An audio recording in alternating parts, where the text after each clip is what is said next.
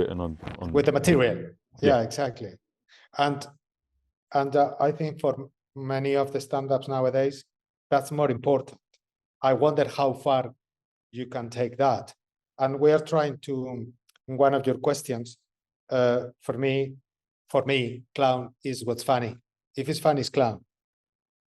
If it's not funny, it's not clown. So I see stand-ups that are funny, for me, they're clowns. I see actors who are funny, for me, they're clowns. I see conductors of orchestras who are funny, for me, they're clowns. So you don't see any of the art forms. You see art forms as different. You see them all as, if it's funny, it's clown. You for don't me, yeah. categorize them. Okay. Yeah, because the clown, the only thing that clown has different to everything else is that is the desire to make people laugh. Okay. Yeah. Because how many people, even there are lots of politicians or people who speaks in public who use comedy, use clowning for other purpose that is not just to make people laugh. You know what I'm saying? So you have to give a speech about quantum physics. If you make people laugh, you are clowning for quantum physics. Perhaps we clown just to make people laugh. But to make people laugh, what do you do? For instance, what do you do, Marvin, to make people laugh? You tell jokes. Not me.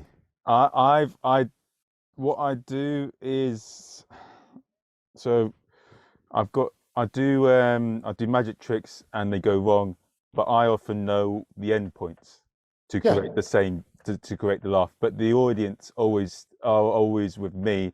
They don't know if I'm doing it deliberately or if I'm doing it deliberately or not. Sometimes it is deliberate, sometimes it isn't deliberate. But there's always that line with me and the audience. They don't know if I'm being a deliberate idiot. So in a way, you are a magician who makes people laugh. In a way, yes, yeah.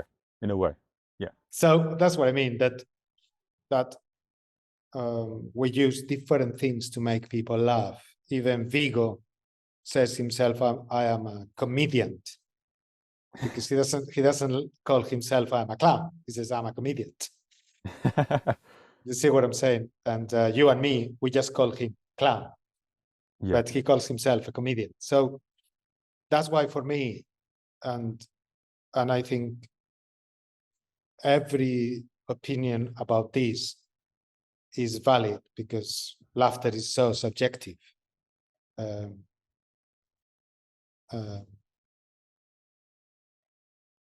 Yeah, and for instance, if now like I just taught a workshop here in Worthing, and there were 22 funny people,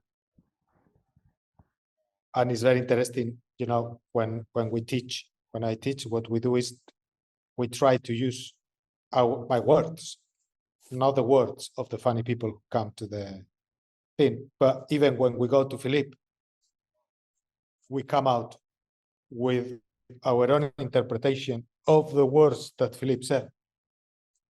You know what I'm saying? Because it is that interpretation what help us do what we are doing. Yeah. Yeah. I hope I'm not boring you, Marvin. It's you. So one of the things you said there, I do. Yeah. One of the reasons why I set up the podcast is that I like comedy, and I share that view of you. Like in terms of like, I just love talking to people from different walks that achieve the same things in terms of comedy. Because I feel, I agree that that's the reason. What you said there about everyone's opinion being valid. That's the main reason why I set up the podcast. Yeah. Yeah, I definitely agree with that. And that stuff about what you said, Philippe. Everyone always talks about you going your own journey afterwards, and then it's for you to find out. And that's similar to all walks of performing or any walk of like when you're trying to achieve something. It's your own journey. You can try and be like somebody else, but that's not going to work. It's for you to find out what works for you. Yeah. And that's what I gathered from what you said. Yeah. That's what I was saying. Yeah. And but I tell you what, though. Yeah. No, But yeah, if you speak to a lot of comedians I know, if you said that to them, they would be completely against it. They're very strong about it. Like a lot of comics say to me, "Oh, if it's not like a written joke or this and that, it's not comedy." And they're very strict in it. I've seen some of their faces when they see me or other acts do something that isn't what their view is on comedy, and they get funny reactions. They roast you. Yeah. It is. You are right. We shouldn't compartmentalize things. It's all a yeah. It's But then you about the end think, result. It's a different way to achieve the same result. So what's the point yeah, of saying this and that? That's yeah, it. Yeah. yeah. And in a way, I will tell you two things. One, just to kind of to take a finger to the fanatics. There are Talibans everywhere, and you know, if it works for them, I don't say anything. But the reason why you suddenly come to your stand-up routine and suddenly you trip and you have a 5 minutes routine where you try to stand up and you can't, is because you like it. No? Yeah. Because you think it's funny and Yeah. it makes you laugh, so you hope that the audience will laugh with you. Now, the reason why a comedian comes and say, good evening, everyone. You wouldn't, sorry, I'm really bad at this, but good evening, everyone. You wouldn't guess who did I met on my way to the theater this evening? Why they do that? Because they like it. So Yeah. does that mean that that material is better than the other material? We don't know until we try it in front of an audience. And the material that each one of us play, we always play it because we like it.